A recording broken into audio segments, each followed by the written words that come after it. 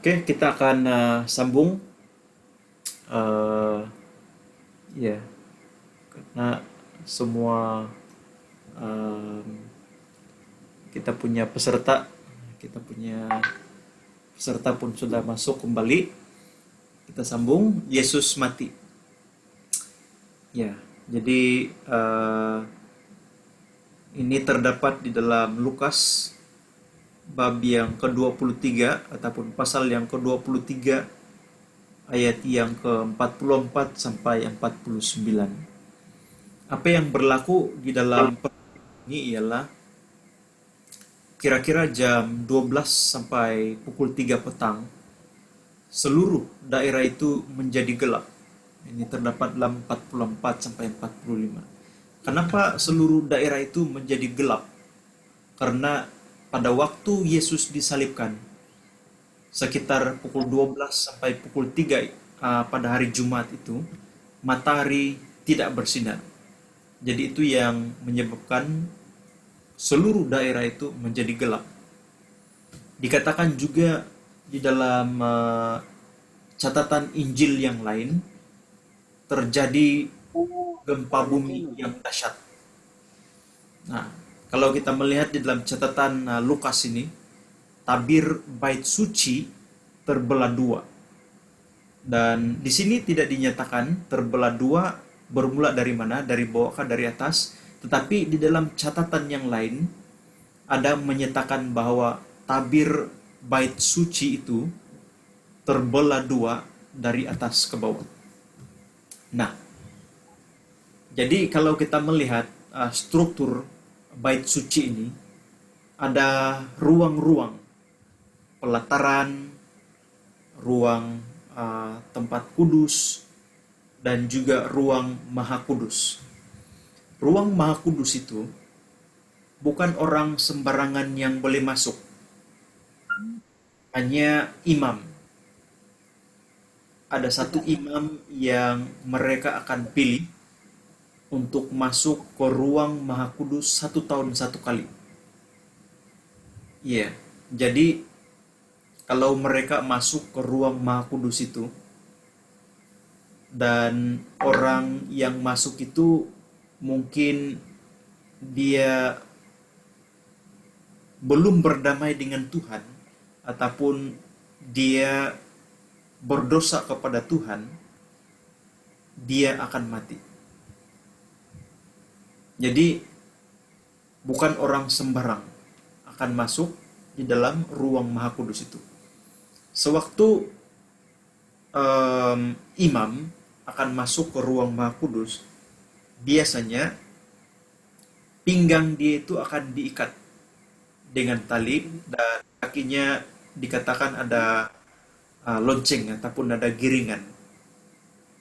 Jadi sewaktu imam itu masuk ke ruang maha kudus, kalau beberapa waktu, beberapa jam dia tidak keluar-keluar,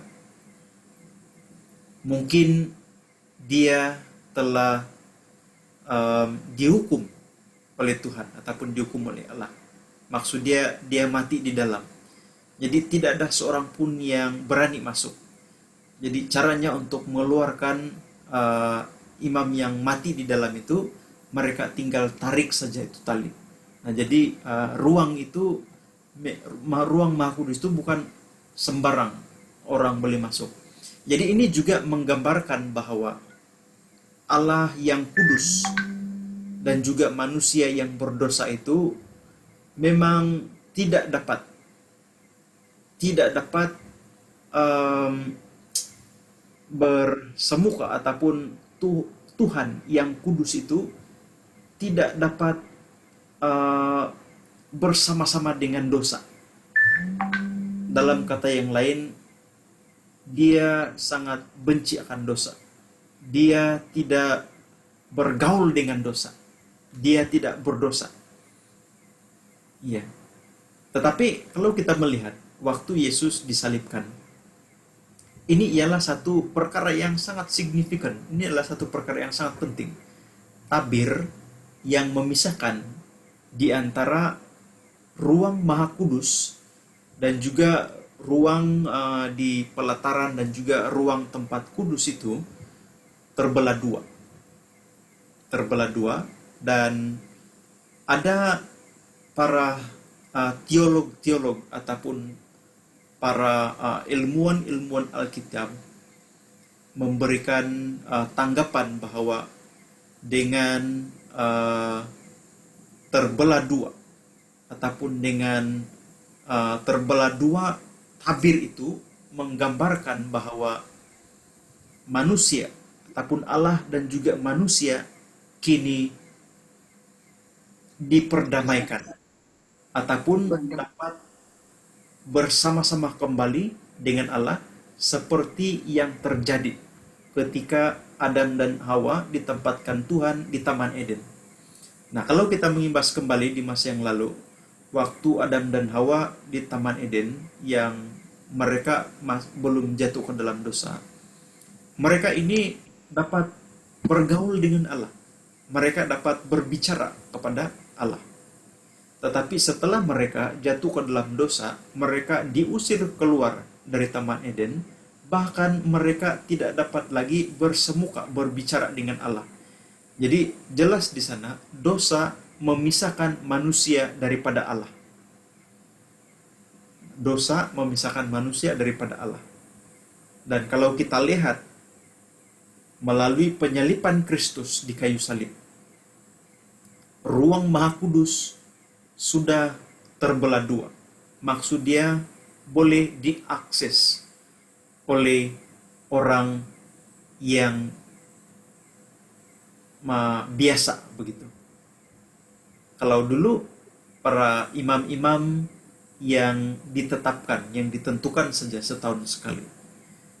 Dan ini juga menggambarkan kita sebagai orang-orang yang percaya kepada Kristus, kita dilayakan ataupun kita diperdamaikan kembali dengan Allah. Dan ini terjadi melalui Kristus. Jadi sangat penting sekali kalau kita mau mengalami perdamaian, kalau kita mau mengalami persekutuan dengan Allah, itu terjadi melalui Kristus. Itu sebabnya kita harus menerima Kristus sebagai Tuhan dan Juru Selamat kita. Nah, di dalam ayat yang ke-44 sampai 49 ini, sewaktu Yesus di kayu salib, dia mengungkapkan kalimat ini, "Ya Bapa, ke dalam tanganmu kuserahkan nyawaku." Sesudah itu Yesus mati. Mari kita renung baik-baik. Kalau merenung daripada apa yang dikatakan oleh Tuhan Yesus, dia sendiri yang menyerahkan nyawanya kepada Bapa. "Ya Bapa, ke dalam tanganmu kuserahkan nyawaku." Sesudah itu Yesus mati. Jadi maksud dia, bukan manusia yang menyebabkan Yesus mati. Dan kalau kita melihat dari segi teologi, pemahaman kita tentang Allah, memang benar sekali bahwa Yesus itu adalah Allah, bahwa Yesus itu adalah anak Allah. Dari cara dia mati saja pun, itu sangat berbeza dengan kematian manusia kebanyakannya. Dia katakan, "Ya Bapa, ke dalam tanganmu kuserahkan nyawaku."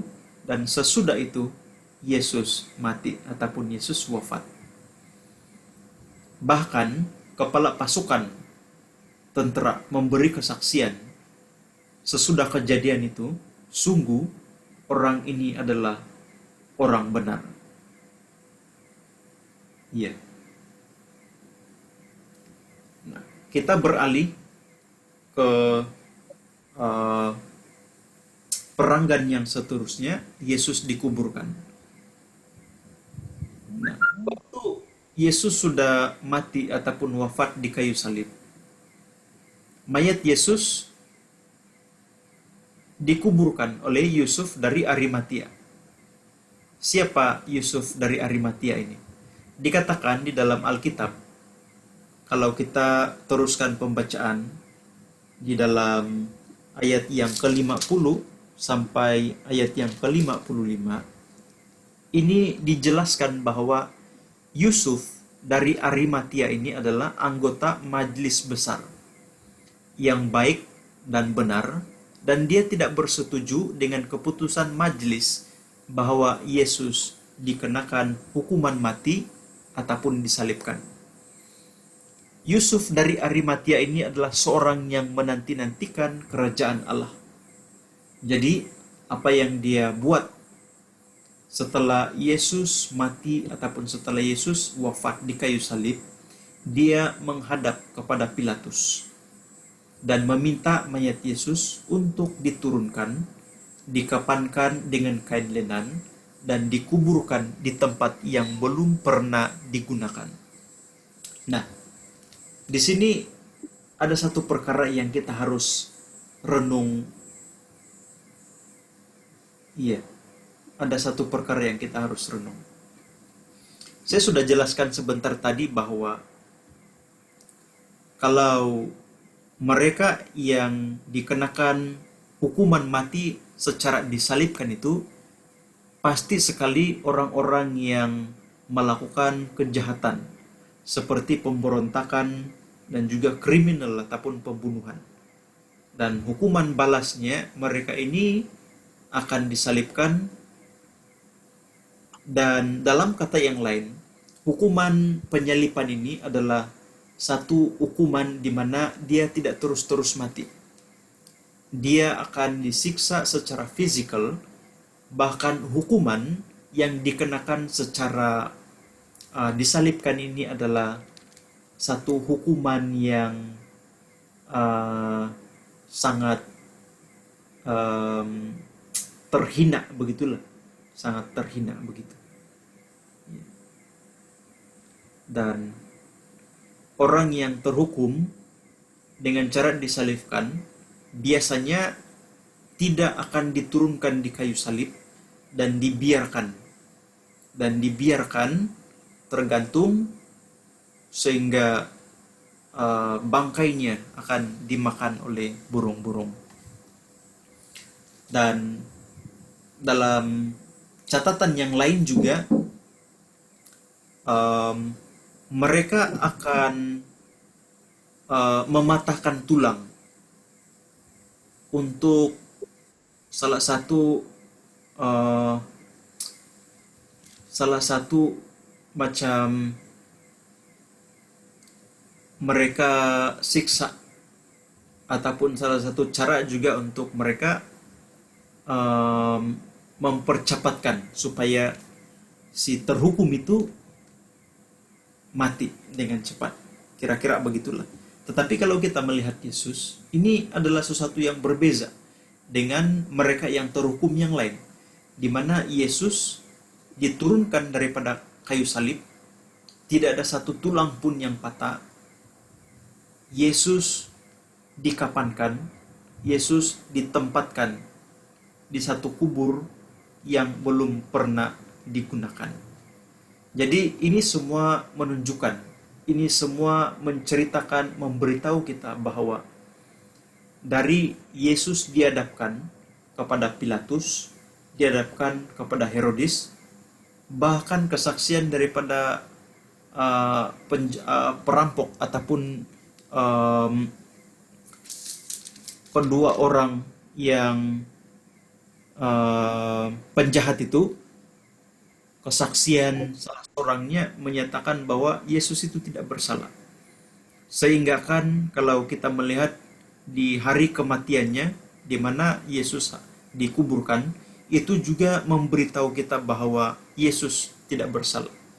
Bahkan Pilatus sendiri mengiyakan Yusuf dari Arimatia untuk menurunkan mayat Yesus dan dikuburkan. Ya.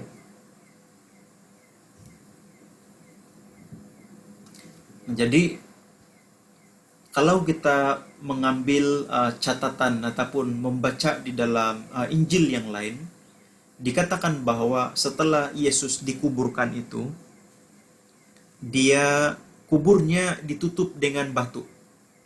Kuburnya ditutup dengan batu, bahkan tidak cukup dengan ditutup dengan batu, kuburnya dikawal oleh tentara ataupun para askar. Dan ini ada catatannya di dalam Alkitab.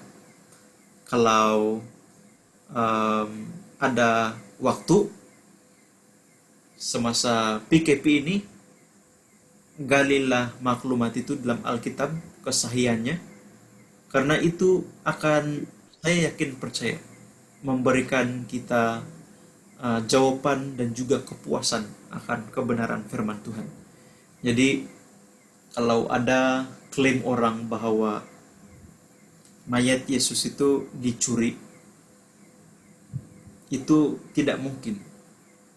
Karena kuburnya sudahlah ditutup dengan batu yang besar, kuburnya juga dikawal rapi oleh tentara ataupun askar. Ya, jadi ya, itulah yang berlaku pada hari Jumat, di mana kita memperingati hari ini sebagai Jumat Agung, dan mari kita responi. Mari kita terus renung, khususnya apa yang berlaku kepada penjahat yang salah seorang percaya kepada Yesus. Juga kita merenung apa yang berlaku kepada siapa? Barabas yang dilepaskan. Karena itulah respon yang sesungguhnya.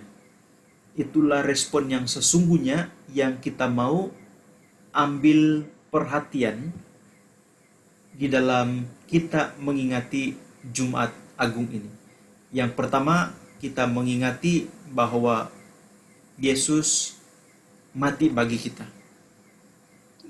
Mati bagi kita dan melayakan kita untuk berdamai kembali dengan Bapa. Tanpa kematian Kristus, kita tidak ada jalan untuk menuju kepada Bapa. Karena kita sudah tahu di dalam Yohanes 14 ayat 6, akulah satu-satunya jalan kebenaran dan hidup. Tidak ada seorang pun dapat datang kepada Bapa kalau tidak melalui aku. Iya.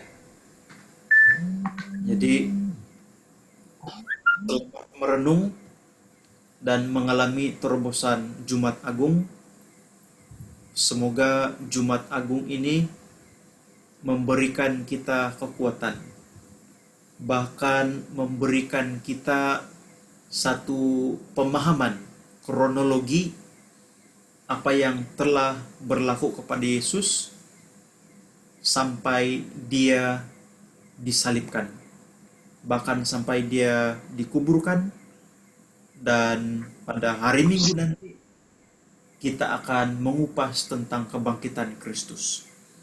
Kronologi ini harus kita fahami, harus kita selidiki sebagai orang-orang yang percaya, karena kita ada tanggung jawab di sebalik memperingati peristiwa ini, di mana kita harus memberitakan. Kita harus memberitakan peristiwa ini kepada setiap orang, agar mereka juga tahu dan ada kesempatan bagi mereka untuk menerima Kristus sebagai Tuhan dan Juru Selamat, yang satu-satunya jalan kebenaran dan hidup bagi setiap manusia yang percaya. Selamat merenung dan mengalami terobosan Jumat Agung. Amin. Amin.